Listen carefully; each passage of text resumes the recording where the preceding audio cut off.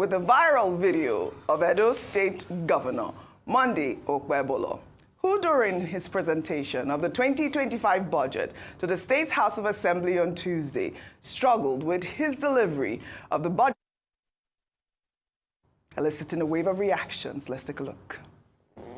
The Edo State 2025 appropriation bill of 605 billion 76 million 76. Let me take it again. 506 billion 605 billion. Sorry, 776 billion. Sorry, it's confusing me.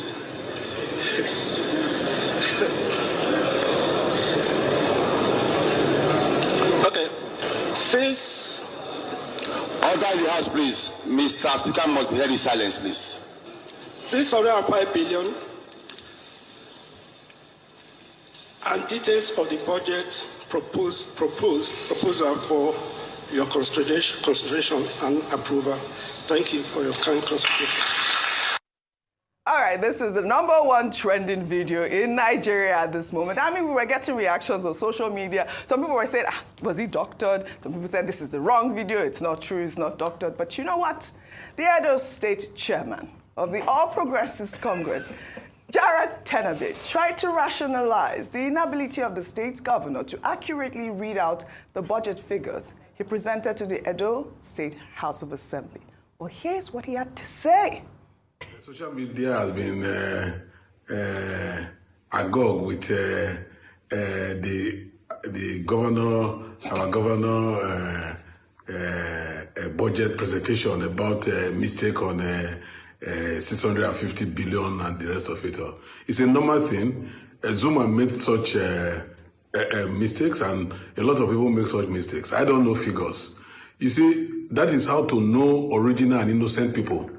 Monday is not a thief, so he's not familiar with figures. So anybody who wants to talk and continue to talk is nonsense. He's the governor of the state, and he's the governor of the state. He's performing, and he'll continue to perform. And anybody who does not like his face should go to hell and burn to ashes. Period. And thank you. Are you agreeing? Are you agreeing? That does not like my governor. Really? Monday Okpebholo's face should go to hell. Okay. Well, he's saying that the governor is not a thief. That's why he was not able to. Let me just take a reaction from Anthony. Anthony wrote, after watching Tenebe, the acting chairman of the APC, attempt to justify incompetence with a nonsensical narrative, I couldn't help but shake my head in disbelief. How can someone in his position offer such an absurd defense for failures that are glaring to everyone? His attempt to mask incompetence with empty rhetoric is nothing short of insulting. I found myself asking once again, when and how did we get here? The people of Edo deserve better than this. We deserve leaders who are not just capable, but also accountable. It's a shame to see how low the bar has been set.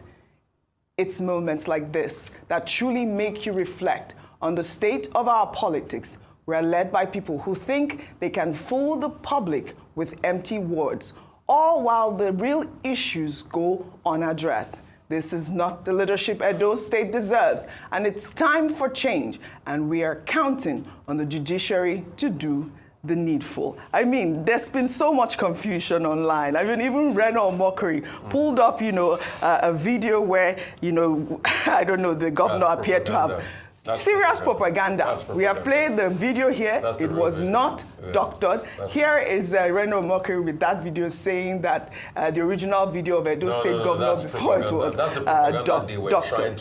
Absolutely. Yeah, I'll just take one more reaction. This person said, the Edo State Governor has difficulties reading numbers.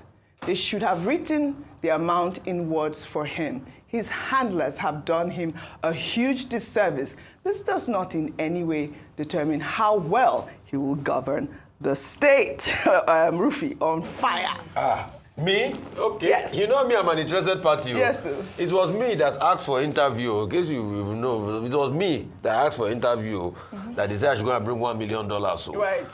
And I'm not surprised that Jared Tenebe will say that it's because he doesn't steal money. This was the same Jared Tenebe that said, Edo people, they are not washing our rice because they don't have money to subscribe for their DS TV. So I'm not surprised. But it speaks volumes. When we asked for debates, people thought it was a joke. Yeah. And people started supporting them. For me, it was not about any support for any political party. It was about interrogating who the person is. See, there are many things that is tied to a leader. Apart from political adulation and all of that, the person, the self. Why do we still talk about the likes of the Mobafemi Awolowo? Because they were leaders. They had embodiments. You can't make mistakes like this. Even the former governor of the state, an investment bank, cannot make mistakes like this. Even the opposition, Aswe Godalo, cannot make mistakes like this. But when we treat leaders or the leadership recruitment system, when it's flawed, and you see things like this, and you're wondering what is going on in the country. What is going on in the country? But for all the people that support these politicians, I ask them, can you make this politician your daughter's school teacher? As long as he's not a thief. So if you cannot, I let this person to he teach your daughter in school. No problem. Then you want them to hold the position. Right. And those people that were trying to push propaganda, the video they were trying to parade that he read it well in some places is different from that particular number I stuttered on. Exactly. And that's why we are saying debates, please come. I want to also now reiterate my offer. Dear Governor of Edo State, nothing, no animals. We want you to succeed. Yeah. Come to this platform for interview. All right. Let's talk. Let's talk about your plans and policies. I know you want to say that. But I want to pull up the picture of the day, and it is the T-shirt that Edo people are selling right now. Can we pull up that T-shirt really quickly? Christmas Christmas Christmas T-shirt. It says, made in Edo, it's confusing me. Dr. Abate or Ayo, quickly, before Dr. Abate. Should I go first so that you can wrap up the... Yes, okay. Yes. All right. So, I mean, to be honest, I think Mr. Tenebe did a worse job or made the situation worse by coming out to give that statement. In fact, the other one where they were trying to tell people that that was a wrong video was even at an attempt to spin. But him coming out to say that is because he cannot read figures like that because he doesn't steal. Doesn't mean that... So I wanted to make an attempt to read the figures, but so I don't say I'm stealing. Let me not read the figures. Because, I mean, in business meetings, if you've been in boardrooms or you handled such sums of money, it shouldn't be a big deal for you. On the other hand, a more intelligent argument for him might have been that everybody makes mistakes. People can make you're not born an orator. Some people are not great public speakers. And so if you get in front of an audience, if you are presenting such an important document to the people of Edo State, you might have gotten a bit nervous because of the passion you wanted to exude and you missed the numbers. Simple way of correcting situations, not making people feel as if you are stupid or taking the people that are listening to you for fools. In fact, Rolake Akinkungbefilani, when we're having the conversation, gave a very good reason why this could have happened. He might be dyslexic. He might have reading challenges, and there's nothing wrong with it. With that. President Zuma of South Africa made a lot of blunders when he was speaking. In fact, we all know in the beginning, we all joked about it. So there's nothing, we're not expecting perfection. But what we're asking is that let the people know the truth. If the man made a mistake, he's not infallible. He's human. But the other part of it is, again, competence. And the fact that we had said it, because during the campaign season, it was a matter that was raised a number of times that he cannot read the document. And so this almost seemed like a proof of that. But just to say that there are better ways of managing situations like this rather than coming to insult the intelligence of people who are watching. Well, I sympathize with the people of Edo State.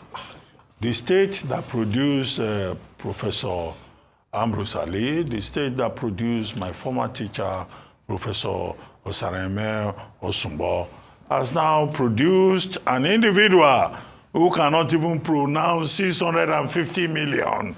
Or is it a billion? Billion. 650 billion. Finding it very difficult. I don't understand this argument about his being dyslexic and all of that. It could be dyslexia. I'm sure. Well, that has to be medically proven.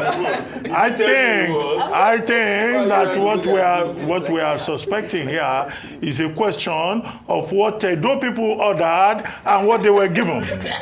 You know, they do this thing on social media. What I ordered, what I got. This is a state that has Yahaya Bello, who has been chairman of a bank, who knows about numbers, who knows about law, you know, who will have pronounced very well. Yeah. Now, democracy throws up its own tricks. This is what Edo State people, this is what they say they have ordered. Let them live with it for the next 4 years. That's number one. Number two, the gentleman called Tenebe, Jared Tenebe. I hope he realizes that what he has done is just to put himself in the line of defamation. Because he was saying that Obaseki is because he stole money. If he were the one, he would have been able to pronounce the figure as a thief. Now, he will have to provide that proof if Governor Obaseki decides to go after him.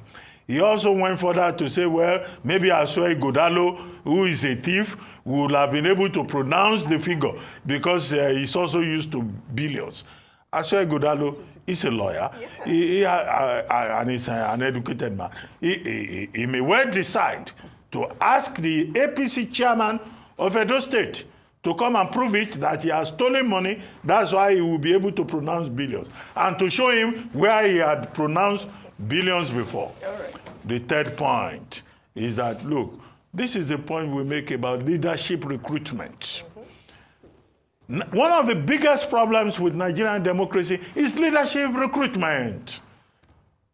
Why is it that it's people who have godfathers, people who have money, people who have subservient, you know, Division 3 personalities are the ones who get to important positions. We will sit here one day in this country, a tout will be appointed a minister of the Federal Republic. And all of us, which tout? We've had don't identify.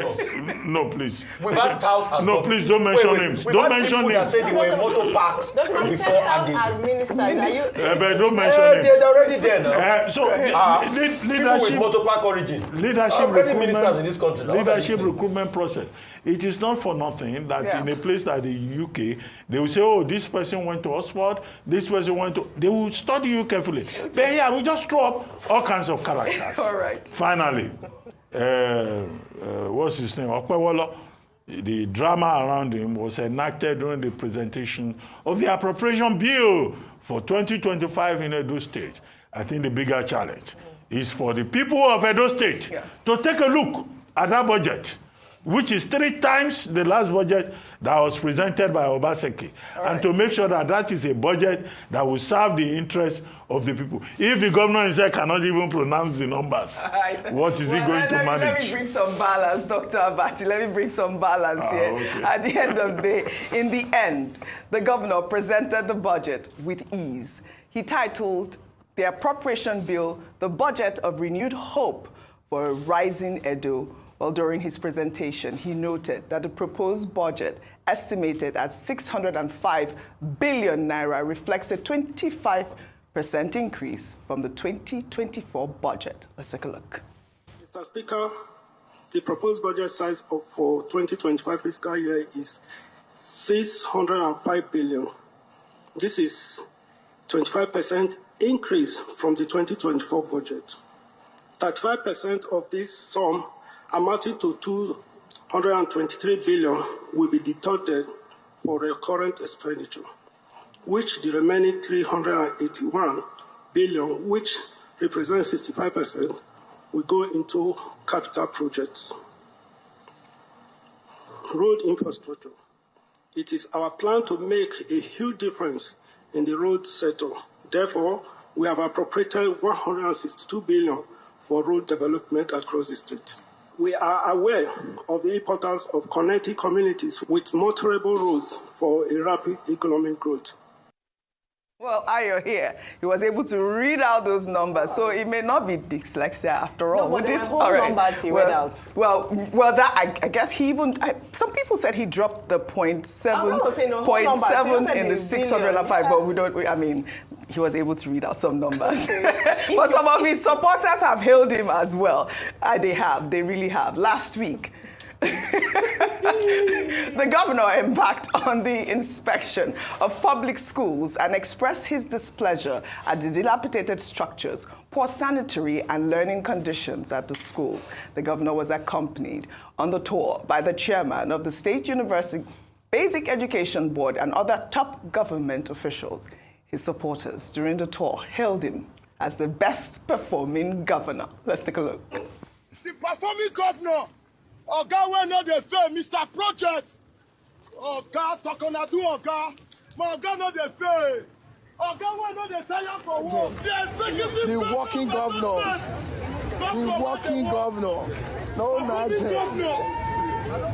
No matter. Edo is happy. Edo is happy. Edo is happy. Edo is happy. No matter. This one a new era. See, and Ashomole and I built this school. 2016. Now Ashomole finished this school. Obaseki come here, he give here to Edo Best. But today, the governor is here. He wants to take it for your Ashomole stuff. He wants to take it for your Ashomole stuff. The executive governor of Edo State, Edo 001.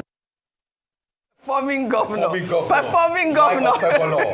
My Okpebholo. As half Edo State, this is the problem with governorship, governance and leadership in Nigeria. Psychophancy. Right. Psychophants, he got inaugurated on the 12th of November of this year. Tomorrow will make it 1 month. Yes. In less than 1 month, they've adjudged him best performing. What has he performed? Correct. What has he done? Inspecting schools That and is- sites you and see, roads. So That's what I mean. He's been going around doing that. But I also blame the people who Yes. go out to elect and because Correct. our standards are so low. What has he done in less than a month that he's been adjudged best performing governor? All right, let's look at him. You think if that one, let's say my performing governor, my Okpebholo, you think if he had a very good job, he would be doing all of that? That's another thing that we have. The immediate past governor of Kogi State, Yahaya Bello, will be spending Christmas in prison. On Tuesday, his bail application was denied by Justice Miriam Anehi.